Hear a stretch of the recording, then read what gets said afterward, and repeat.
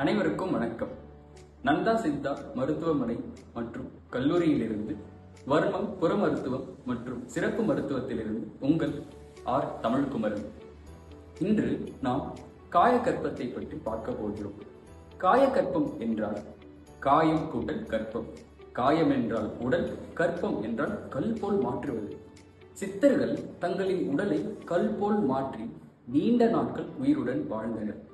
இதனையே திருமூலர் மறுப்பது உடல் நோய் மருந்தெனலாகும், மறுப்பது உள நோய் மருந்தென சாலும், மறுப்பது இனி நோய் வாராதிருக்க, மறுப்பது சாவை மருந்தெனலாமே.